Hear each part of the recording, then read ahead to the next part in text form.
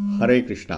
தெய்வ திரு ஆச பக்திவேதாந்த சுவாமி ஸ்ரீல பிரபுபாதர் விரிவான பொருள் உரைகளுடன் அழிய ஸ்ரீமத் பாகவதம் காண்டம் 3 பகுதி 1 பராமரிப்பு அத்தியாயம் 3 பகவானின் லீலைகள் பதங்கள் 21, 22, 21ஆம் பதம்.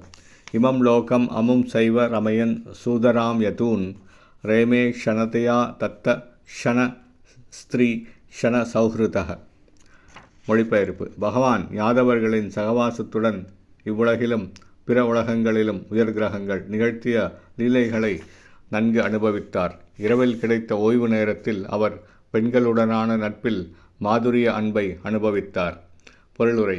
பகவான் தமது தூய பக்தர்களுடன் இவ்வுலகில் அனுபவித்தார். அவர் பரமபுருஷராகவும் எல்லா பௌதிக பற்றுகளுக்கும் அப்பாற்பட்டவராகவும் இருந்த போதிலும் பூமியில் தமது தூய பக்தர்களிடமும் தேவலோகத்தில் உள்ள தேவர்களிடமும் தமது அதிகமான பற்றை அவர் வெளிப்படுத்தினார். மேலும் தமது குடும்ப அங்கத்தினர்களான யாதவர்களிடமும் இரவில் கிடைத்த ஓய்வு நேரத்தில் அவரை சந்திக்கும் வாய்ப்பை பெற்ற அவரது 16,000 மனைவிகளிடமும் தனது ஆழ்ந்த பற்றை அவர் வெளிப்படுத்தினார். பகவானின் இப்பற்றுக்கெல்லாம் அவரது அந்தரங்க சக்தியின் தோற்றங்களாகும். அவரது பகிரங்க சக்தி அந்தரங்க சக்தியை பிரதிநிதிக்கும் ஒரு நிழல் மட்டுமே ஆகும்.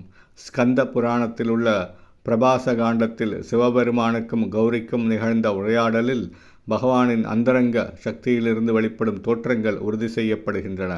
அங்கு 16,000 இடையர்குல கன்னிப்பெண்களுடன் பகவானின் சந்திப்பை பற்றிய குறிப்பு உள்ளது. 16,000 இடையர்குல பெண்கள் பகவானுடைய 16 வகையான அந்தரங்க சக்திகளின் ஒரு காட்சியாகும். இது 10வது காண்டத்தில் இன்னும் தெளிவாக விளக்கப்படும். பகவான் ஸ்ரீ கிருஷ்ணர் நிலவை போன்றவர் என்றும் அவரது அந்தரங்க சக்தியிலிருந்து விரிவடைந்த கன்னிப்பெண்கள் நிலவை சுற்றியுள்ள நட்சத்திரங்களை போன்றவர்கள் என்றும் அங்கு கூறப்பட்டுள்ளது. 22ஆம் பதம். தஸ்யைவம் ரமமானஸ்ய சம்வத்சர கணான் பகூன் கிரகமேதேஷு யோகேஷு விராக சம்ஜாயத.